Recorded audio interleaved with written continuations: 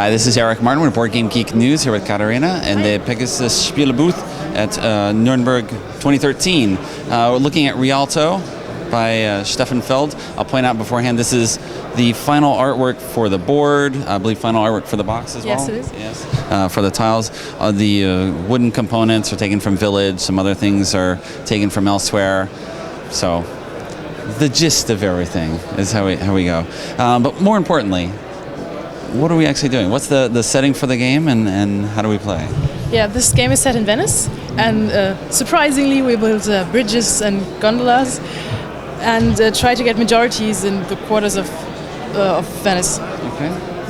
And we do this by going through 3 phases, 6 times, and 1 time for each quarter. So the first one, the second one, third one, and so on.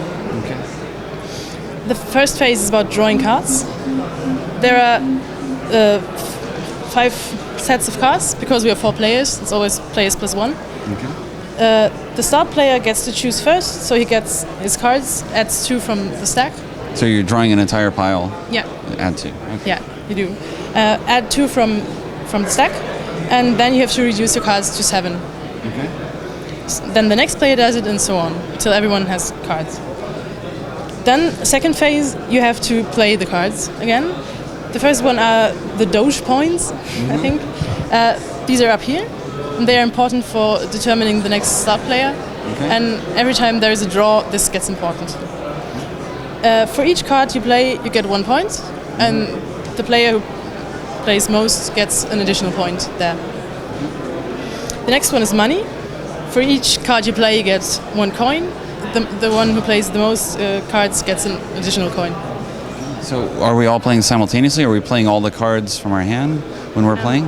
Or are we taking turns to do so as we play? We're playing simultaneously, so we don't know what the other ones are going to do. Then the next one is building buildings. Okay. These are over here. The different colors mean that they are active in different phases. So the green ones first, then the yellow ones, and last the blue ones. Okay.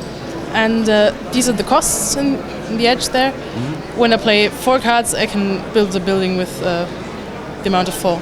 This one's down there.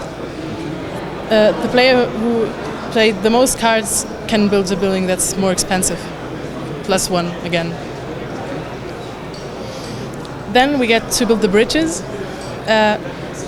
Everyone plays the bridge cards and gets points for each card he plays.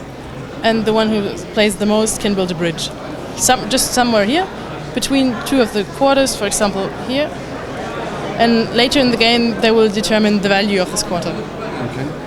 So numbers on the bridge apply for what? Yeah. So when I put it like this quarter has a value of 10, because there's a 4 and a 6. Okay. And there's a 3 and 4 and so on. Okay. Then we have the gondolas, which are similar to the bridges. For each card you play, each gondola card you play, you get 1 of your meeples to your board, so you can use them in the game. Okay. And the one with the majority of gondola cards gets to set 1 on the board. This. Okay. And then he can set 1 with, they're called counselors, into one quarter that's next to the gondola. Because later on it's all about majorities. And with the gondola, you can sneak in and maybe get the majority. And last but not least, the most important one is this one, where you can set your counselors into the active quarter. In the first round is this one. And per card you play, you can set 1, and the one who played the most can set 1 additional one. Okay. Then the blue buildings get activated, or you can activate them by putting a coin in them.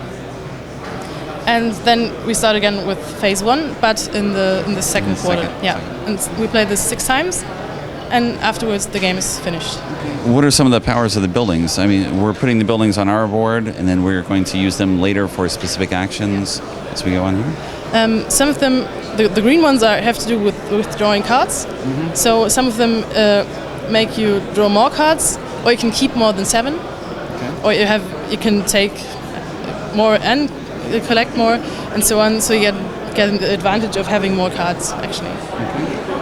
Then the yellow ones have to do with this phase. One of them is a joker for those cards, One of them gets you to change one card to another symbol, so you can use it in a different way there. And yes, one makes you change one into two different, and the more expensive it gets, the more powerful it gets. The blue ones have different effects. With some you get points, victory points. With some you get Doge points over there. Okay. And in the end, those quarters are counted. The one with the majority gets the full amount of points, which would be 5 here. Okay. The player in second place gets half of it, and the player in third place gets half of that, and so on. Okay. So we're getting points, some points during the game. Sorry, I missed. How do we get points? Are we scoring during the game as well? Yeah, we do score during the game, but only little amounts of points by building blue buildings. Building buildings. For example, but the main aspects in the end, the main points you get in the end. Okay. All right. Thanks very much for the overview. Thank you.